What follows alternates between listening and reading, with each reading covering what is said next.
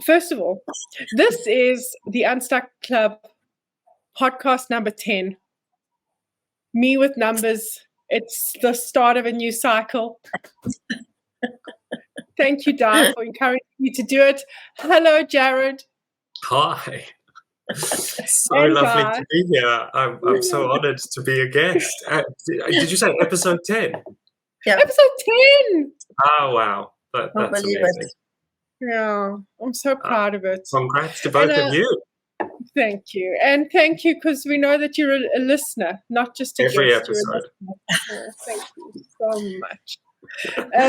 I feel like I know you, Di, even though we've never met. Yeah, I know. And this is why. So before I was like, we're not talking, we're not even saying hello. Di and Jared don't know each other, but are both such important people in my life. I was like, I'm pressing record. Like, I just want the intro to be captivated because it's so important to me. In all my fields, I want to tell both of you about each other, and then Jared asked you some questions because I have witnessed you be so brave to get unstuck. And I want to start with my bond. I mean, Greg, the one day got hold of me years ago. I started blogging in 2009. So like late 2009, early 2010, Greg was like, we're going to Rosebank and you're going to meet this guy. And he's so good at like online conversation and worked for You Magazine, right? At the time, yeah, I was the entertainment editor at You Magazine. Yeah. And I was like, okay. And I think you felt the same. Like, why are we not meeting? I was a little unsure. I just thought, cool, I'm going to go with this. And Greg being Greg, you're not entirely sure. Was I going on a date with Greg? What was I doing? And I just thought, cool, let's see what happens. I'm also used to being the third wheel with Greg. So it's like I just rock up and people don't often know. But here we are, like my math is terrible, but way over a decade later. So grateful for the friendship because of all the ways you've helped me get unstuck. Maybe without even realizing it.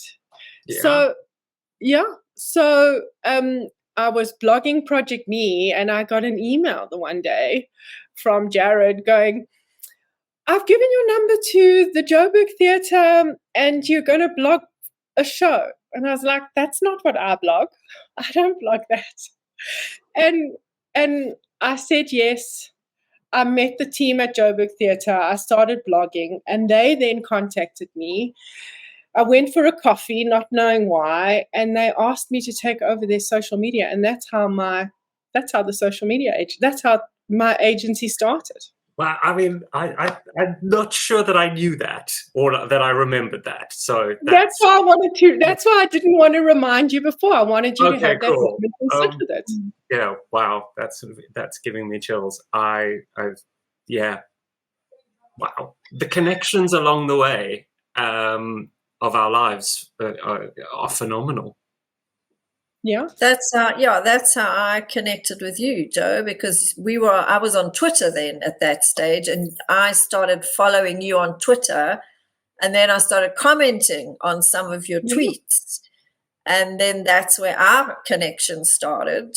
And then when I was going to the Magaliesburg for that retreat in 2018, you said, come and stay with me at 23 in the Sky, and that's the first time that we actually met. But we'd also been on the, connected via social media completely randomly. I love how you can still feel that connection with people across, screens or behind words, that you just know there is something about that person. Yeah. Yeah. And the other thing, because I'm in the UK now. I know. And Di's in White River. Like the three of us are not in the same space. I hardly get to physically spend any time with the two of you. Yeah. And here we are, like really bonded and so connected and with such special such special friendships, and both of you. I was thinking about this before we started, that it is within me to do brave things, and I can pretty much guarantee that I would have gotten unstuck whether the two of you were around or not. But the space that you've each held in your own way to remind me of who I am at times that I forget is what has made individually both of your friendships so important to me, really. Thank you, Jo. So, yeah. So, and then I've gotten to witness both of you in your own rights getting unstuck, so that's why I wanted you to meet, and that's why I didn't want to set it up that you met before. You know, I could have said let's have a call so that it's more comfortable, but no, I wanted you to meet like this, Di, so that you ask such beautiful questions. That's why we hold space so beautifully together, and I know intriguing questions are going to come up. And Jared, for me, I watched you get unstuck in a place that you lived, that was home for so long. And not take the easy route of leaving South Africa and saying, oh, I've got a British passport, or oh, I've got ancestral this. It was not that at all, right? Oh God, I wish it were. It would have made life so much easier to have had ancestral or British passports or any of that kind of stuff. I mean, I've been in the UK for 7 years. I still don't have a British passport, although I have recently just applied for it. So fingers crossed I'll hear positive news soon. But yeah, I mean, this is going back more than 7 years then, of feeling like that South Africa wasn't the place for me or my future. So with context, at the time, my sister was living in London. My dad and my stepmom and my two younger brothers had moved from Joburg to London. She is from the UK, about 2, maybe 3 years before. And not UK wasn't an option at that point. So, but feeling like a bit stuck in my job at the time, and that South Africa, there was a lot of negative news about the country at the time, and I was probably consuming too much of that media. News can often be really negative. I tend to avoid it these days, just because I think it's better for your mental health. But just feeling not good about where I was, but also my future, thinking, if I leave this job, I've got nowhere to go. What do I do? Where am I? What do I want? What will make me happy? And I think the way that I process feelings often is, I'm not very confrontational. I know that about myself. I could probably stand to be a bit more comfortable with dealing with the uncomfortableness of conflict. And I know that now. At the time, very much avoidant of conflict. But the problem with that is that it's going to come out somewhere, right? Like it just has to. Mm-hmm. So you start getting a bit snippy with people around you, or you're a bit easier to get annoyed, or you're just sort of feeling grumpy. And when that happens, now I know that what that means is that I'm ignoring something. I'm ignoring the signs. I'm missing the universe telling me, here's the thing you need to stop and think about and acknowledge and become aware of and sit with. But at the time, didn't really have that awareness. So eventually it emerged in basically an argument around bread with my partner at the time, where we were arguing over just ridiculous, something just about a loaf of bread. And he kind of went to me, what's going on? And then it sort of all just kind of came out. And I just sort of said, I don't think I want to live here anymore. I want to be somewhere else. And that started a conversation around, well, where is that somewhere else? What options are available to you when you don't have another passport and you don't have ancestry? And where would you go? Where could you go? Where do you want to go? And we started applying to live in Canada and got quite far down that route. Very far down the route, in fact. Like, spent money, did English proficiency tests, was working through an agency, all of that kind of stuff. And it felt good. And it felt right. But if you really put me on the spot, I would have said, this doesn't feel 100% right. Because I don't know anyone in Canada. I know one or two people, but there's something utterly terrifying about the whole thing. But I was going with the process. And a friend from school who had been living in the UK for a while, was visiting with his partner, and we went out for dinner, the four of us, and I was talking excitedly about this plan to move to Canada, and he said, well, why Canada? Why do you want to go to Canada when you don't know anyone? And I said, well, it's because I want a new adventure. I want to not be in South Africa. And he said, basically, he works at a company where he's the COO, can probably make an introduction and help get us in. And suddenly everything just went click. And I was like, yes, of course, the UK. The UK, until that moment, hadn't been an option. I didn't even think about it because I did not know of a route in. But I had family there. I'd been to the UK before. I'd been to Brighton once before to visit them, which is where I now live. And it was by the sea, and I'd wanted to live by the sea for a really long time. As a Joburger who grew up in PE, I just wanted to be back at the coast. So it just clicked. And it was difficult, make no mistake, suddenly getting sponsored work visas, that doesn't just happen. It's incredibly difficult. But the company did the thing to make it work. And I had to go through all the hoops. I had to apply. I had to do everything. And it took a long time, but it happened, as terrifying as it was. But it's that sudden moment of it was right, but it didn't feel 100% right. It was that sort of lingering feeling. I love that story, Jared, because I think at the moment there are a lot of South Africans, and I hear it from my friends. They're like, we would love to leave the country, but it's not an option for us. And I think a lot of people are stuck with this, like, I have a South African passport, so I can't go anywhere. Yeah. Or you need a lot of money. I've just renewed my British passport and the exchange rate made my eyes water. But, that's the reality.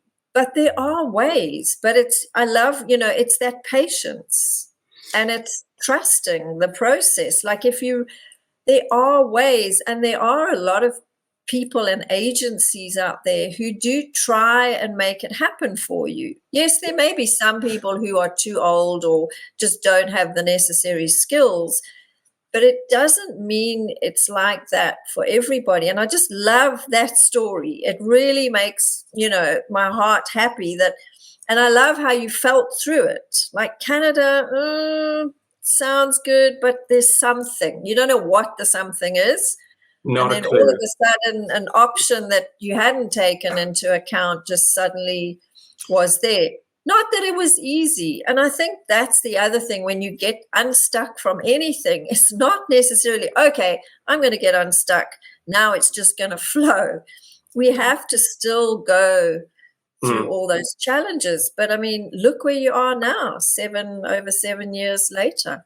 Yeah. And I really like it here. I absolutely love it. I'm the kind of person that I think has chosen a life. I get itchy feet, I guess. So I like to change things up every now and then. It's not the first time I've lived away from South Africa. At one point in my mid to late 20s, I was working at a magazine in South Africa. I was working in Joburg, and I'd never done the gap year thing. I almost did the gap year thing. I went into university, and then after university did a year of an internship and tried to sort of figure out the career route. But I wanted a sort of adventure. And again, a conversation with a friend who was visiting, friend from university, sparked this. There was a feeling of, this sounds really interesting, pursue it. So this friend was in Taiwan teaching English in a small, tiny rural village. And the more he spoke about it, the more I thought, yeah, I'm not loving my job. This sounds fascinating. Would I have gone if I didn't know anyone? Probably not, because that would have been just too much to take on. Mm-hmm. But the feeling, the gut, the intuition was just really strong on pursue it. And I would say that was probably one of the best decisions I've ever made, because it gave me a level of confidence that I didn't have in my life. When you move to a country, it's easier when you're in your mid-20s, sure, but you're also quite young then, and you don't know who you are, and you're not that sort of solid in your ways and your opinions and your feelings and all of that. But it's a country where there was very little English, very, very little. This was pre-Facebook, so keeping in touch with people was really hard. I would essentially just write emails long emails about what I was doing or adventures, and just mass mailing them to family and friends just to sort of keep in touch with people. That you didn't have blogs, you didn't have social media. If I wanted to speak to somebody, I could text them or I would just call them. There was no other way to get in touch with people. So it was very, very foreign in every sense of the word.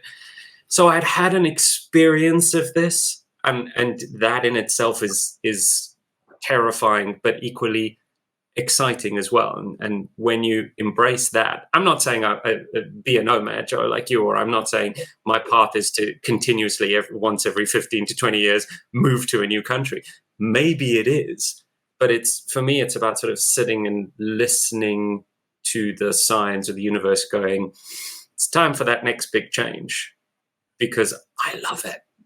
I kind of, for whatever reason, seem to thrive on it. Maybe it's Joe, you've recently done my numerology, so maybe you know this better than I do. Maybe it's that. Maybe it's a numbers thing. Maybe it's a personality thing. Maybe it's an Aquarian thing. I don't know. I kind of think it's a soul thing. I don't think I'm a young soul. I think one of my purposes is to kind of break a barrier, and it just to shake things up for me, for myself, is not a bad thing. And so I'll lean in as best I can. I don't want to put you on the spot, but you've just gotten your personality profile from me, and we haven't really dug in, but it would be lovely, like in a couple of months' time, once you have a different kind of awareness, to come back to this conversation and go, oh, now I understand this about myself, because it's sitting in the blueprint of who I am. I love that. And the reason why that's so important is because I feel like I always need to remind people, when I talk about what I needed to do to get unstuck, it's not for someone to do the same thing as me to get unstuck. It's to realize, what does stuck mean to you, and what does stuck feel like to you? And it is. That's why I loved you saying the breaking point was over a loaf of bread, because that's what stuck feels like, right? It's just that moment of, it's this slow build-up of frustration, and we never want to end up in a place of resentment. It's really difficult to get back from resentment. It's really difficult to also get back from a place of mistrust in yourself or in someone else. So you want to act on things before you get to those places, because it's difficult to move on from there. Yeah, I think that's a really good point. I mean, Jared said a couple of times, like, for him, going to a country where he knows no one is not something that he really wants to do. I mean, when I think of your life, Joe, for me, I mean, I almost want to hyperventilate. Like, I'm a nester. I need a base. I'm happy to venture out from the base, but I need to know where my bed is and, where I'm going to be. And I think that's really important, because sometimes when people go like, this is not working, I need to do something else. And it is exactly that. It's like that, just that moment when you go, I'm done. I can't go on like this any longer. But then what tends to happen is like, ooh, I'll do what Jodine does, and I'll become a digital nomad. And I mean, how much that took for you, but it's part of who you are. But for someone else, it can cause complete chaos. So I think when you are going to get unstuck, especially like moving countries, giving up your home or whatever it is, you need to be really I think, really self-aware of yourself and how you show up in certain situations, and it's that wonderful analogy of two people going on a trip. And the one has got the itinerary and they know what gate the flight is at. And the other one like, we'll get there and we'll show up and it'll all be fine. I'm the first one. One of my best friends is the second one. When we went to the Karoo last year road tripping, and at 4 p.m. I was like, we haven't booked rooms yet. It's like, don't worry, we'll be fine. I'm like, no, we need to book a B&B, and that was the difference between us. So I think it's self-awareness of how you show up in situations is also very important, which goes back to the personality profile and really knowing yourself.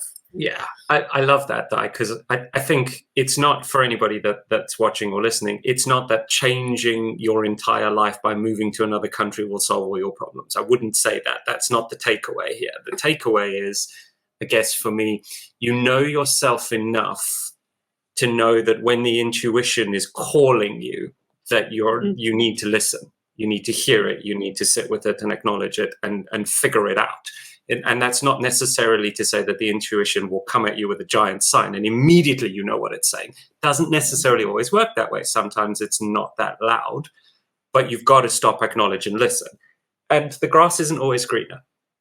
The UK has problems. Every country has problems. And wherever you go, there you are, as the saying goes. So just because you've moved to another country doesn't mean you've solved all your problems. You've created a whole other set of things that you now have to deal with. Like, there were plenty, believe me. You moved to another country, you don't have your stuff. You haven't got. I moved with 2 suitcases and then had a very small amount of stuff that was very sentimental to me brought over in a container, which I was lucky to be able to have some space in someone else's container. But I got rid of stuff before I moved, have to start over. And I was very lucky to be able to do that. And there is all that privilege, which I acknowledge, of being able to do that. And the friends helped, and we're very lucky. But if we'd moved to Canada, we wouldn't have had that. We would have known no one. We would have started from nothing. We wouldn't even necessarily have had jobs. So just moving to another country doesn't solve your issues. No. Anyway, so this is what's important for me and what you've just said, because either way, if we take the analogy of everything that you have in your life, you can't say, I want to get unstuck and take all your baggage with you. There's no ways. There's just no ways. Now you are prolonging the stuck. You've just moved it to a different location. Yeah. Absolutely. And for me, that's what I see, and that's what I really saw. Do you remember when The Secret came out and everyone was reading The Secret and watching The Secret, and so much of let's now make a vision board and let's create what we want? And that vision was sometimes very opposite to how people were currently living. You can't take who you are and that life and move it to the vision that you have without letting go of fundamental beliefs and certain people and certain ways that you do things. I absolutely love that you said that, you know? I think a lot of... Oh, sorry, Di, you go. No. You carry on, Jared. Carry on. I was just going to say, I think a lot of the work of Unstuck... because with your podcast now, I'm thinking of it along those lines. I guess I'd never really thought of it about was being stuck and now getting unstuck. It's not a physical thing. It's not about stuff you have or changing locations. Mm-hmm. It's the internal, it's the introspective, it's the inside work. And if you can work with that, it changes the inside environment, but also your external environment. And that's really where the harder work is, because then you've got ego and subconscious and all of that kind of stuff, which is very intangible sometimes. You don't know why you think the way you think. You don't always know how you feel. Yeah, I think that's the biggest misstep of the self-help industry. It is the one step that they kind of gloss over because they know how deep it is. I mean, Joe, you just have to look at me and the money stuff, how deep that goes, even with everything I can do and have done. The inner work, I feel like May has just been about getting unstuck from that for me. But it is, I still remember in The Secret, that guy sitting on his couch, visualizing himself driving the sports car. But it's, as Jared said, it's inside. It's everything you believe and think about yourself. Yeah. And yes, you can have all these amazing goals and intentions, but if you don't, that goes back to that self-awareness. Then that inner being just bangs heads all the time. And then it's like, oh, well, that doesn't work, and this didn't work, and that was a mistake. And I see it all the time. People are in really bad headspaces. I mean, you spoke about it in that video you did, just walking in the street. I did it today when I was driving. I had to go into town quickly. And I thought, let me just look at my town. I mean, it's a trip I do every day, sometimes a couple of times a day. And it suddenly struck me how many people were fixing things at the school. They were busy on the grounds, and they were look, I do get elections on next week, which probably has something to do with it. But it wasn't just municipal officials. People were sweeping and cleaning and fixing. And I was like, there's this whole economy that's happening in front of my eyes. Every day, someone is doing their task that makes a difference to the whole.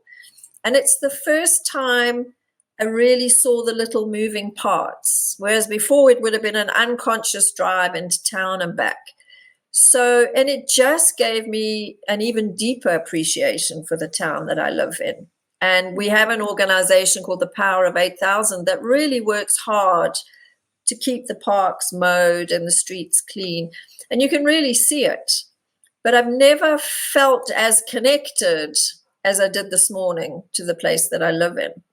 So it is that self-awareness of where I am and what's going on. You say self-awareness, Di. I think there's also a huge component of self-worth, because you can do all of this work and you can attract stuff toward yourself if you're using the secret, kind of the language of the secret. Not that I think any of the three of us put too much stock in that, but whatever you want to manifest, or where you want to be, what you want to do, what you want to own or have or possess, or places you want to be, you also have to back that up by feeling like you are worth that. And that's a big one for me. So you were saying money stuff's a big thing for you. Self-worth is a massive thing for me to figure out. And it's an ongoing, probably will be a lifelong project. I don't know that I'll ever fully uncover it, unravel it, solve it, and that's fine. But I think just sometimes knowing that that's a thing that you have to work on, and that you should work on, and that you want to work on. Just because you know an issue doesn't mean that you want to deal with it. And then, if you start to acknowledge the self-worth stuff, I think that would just, it opens some big doors. Can you share with us, like, something that shifted when you had a self-worth? So good question. So I've always felt drawn to creative pursuits.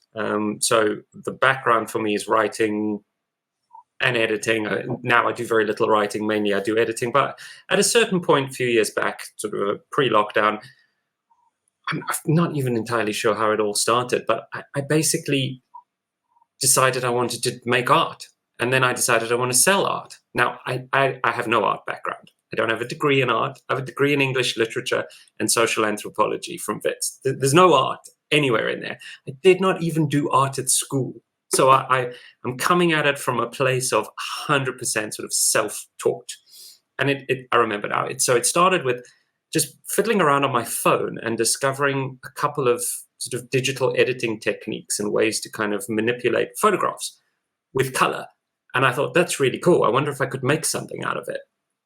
Did sort of make a few things. It's evolved massively along the way. I now have a tablet, I draw, I do some illustrations on it. It's very pop art and all of that. And I tried a few things along the way. So at one point there was a very nice shop in Brighton that I had some of my work in. I was paying a monthly rental in the shop, and then not much was selling.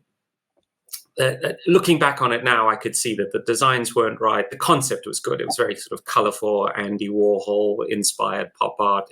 And Brighton is very colorful as well. So it sort of would fit the town. Well, not the town, the city. But they weren't the right designs. But I was sort of second guessing myself, going, the shop's the problem, clearly, or they've put me in the wrong part of the shop. I shouldn't be here, or something like that. And I must say, to their credit, they were very, very nice. And they said, well, we're not sure why your stuff isn't selling. We don't get it. We think your stuff is great. Maybe we'll do this, or we'll try that, or we'll paint the wall black so your work sticks out more.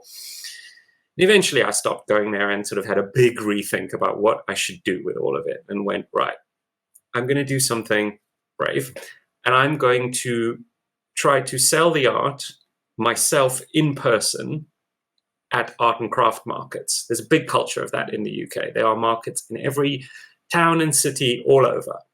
And Brighton's got a big scene. Did some research, booked myself into one, had to buy a card reader, small card machine, etc. Figured out what I need, buy tablecloth, get stock, or the big learning curve.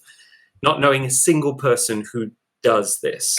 And went off to my first one. And it wasn't fantastic. I didn't sell a huge amount of stuff. However, I met the two ladies on either side of me, who are now friends, were so lovely and so helpful. And I just found this community of artists and creators. I mean, the one lady, neither are kind of doing what I'm doing. They're more crafters than artists, but there's a whole community of people here, and we tend to now know each other, and it's just, people are so supportive, and you ask questions, people give advice, they share, and I pay that forward now myself, which is so wonderful that I'm able to do it. But if I stop and think about it, no experience in art, no idea what I'm doing, and I still often I'm still working through it, but still often kind of think to myself, I can't play in that space because I'm not an artist.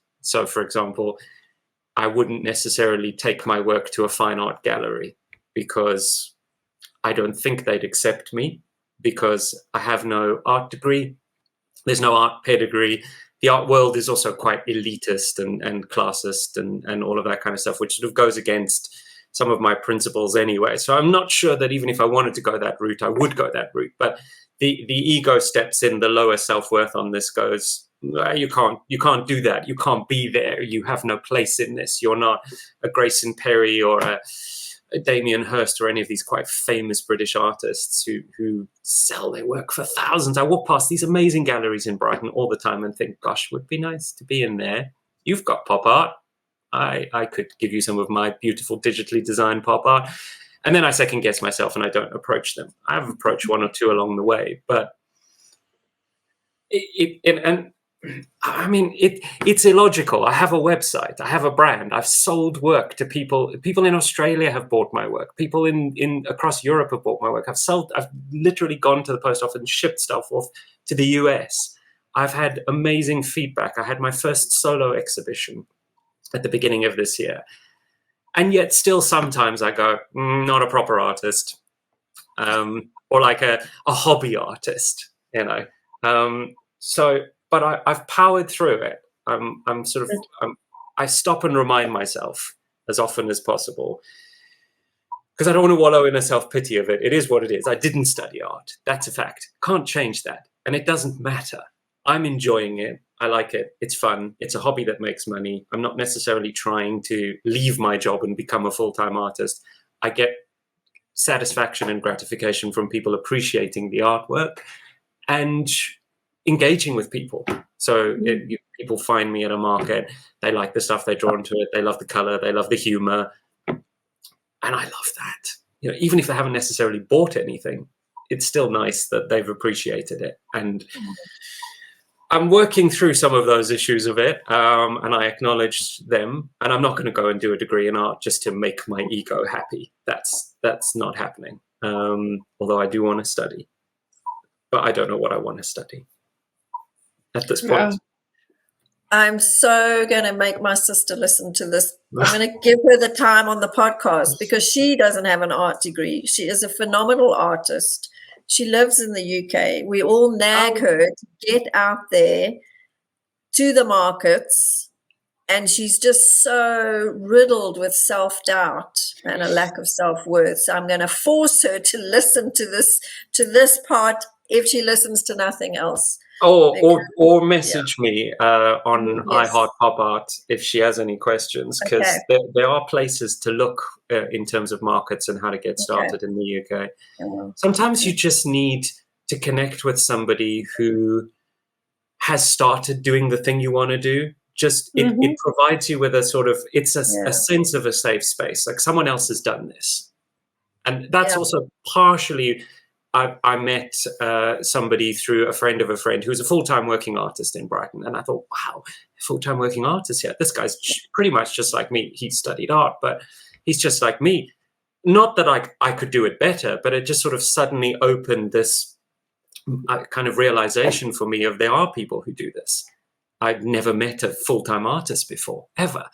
And it sparked a curiosity, and here we are.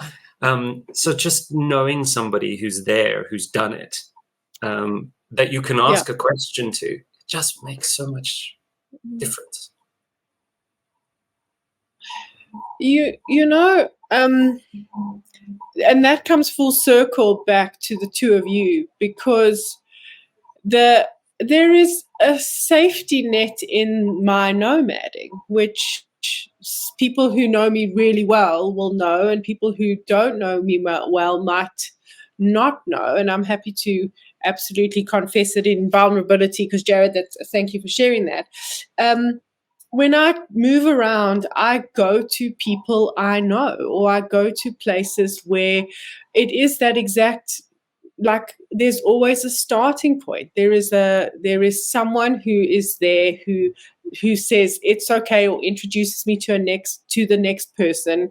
Every house sit that I got is because it's been a school friend or a family friend, or people have been absolutely amazing. And I think it's such an important message for your Joe, that it's not, you don't have to do it on your own. Like, there are people, the braver thing is actually to start to find the network than to do those other steps, you know? Yeah. And you don't have to do it all at once as well. So you can sort of tiptoe your way into things, which I think is a good way to do it. Because I sometimes go, what's the worst that can happen? Not that I'm trying to catastrophize or anything like that, but I sort of think, well, what does success look like? What does failure look like? And if I get a sense of there's a spectrum of that. So if the best that can happen is this, that's a goal, that's great. Maybe we shoot for that.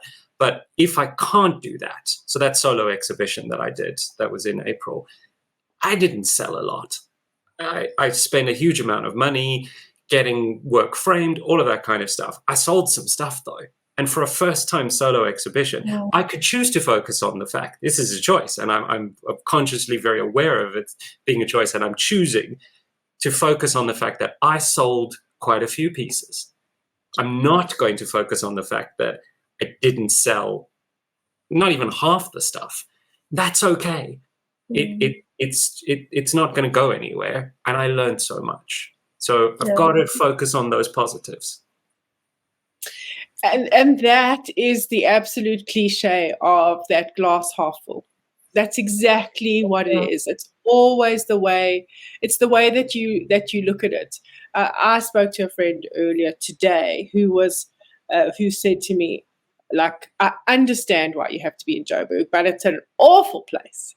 And I said to her, but that's exactly why I went out into the world and looked at Joburg differently, because I can't do that to myself.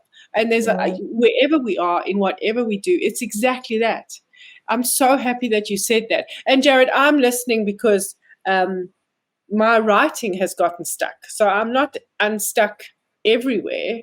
My writing has really gotten stuck. And the reason why it got stuck is because I wrote my first novel. I'm so proud of it. I put everything into it. And it just didn't do what I thought it was going to do. And every time I get writing, there's just this whisper. My ego just goes, oh, you put in so much time. You put in so much effort. Da, da, da, da, da. Is it worth it? So I needed to hear what you've just said, because there's a lot of stuff. It's valid. It's really valuable, I think, for all of us who are wanting to put something of ourselves out there and just go, oh, no one's going to buy it, and they're going to hate it, and they're going to judge it. Who cares?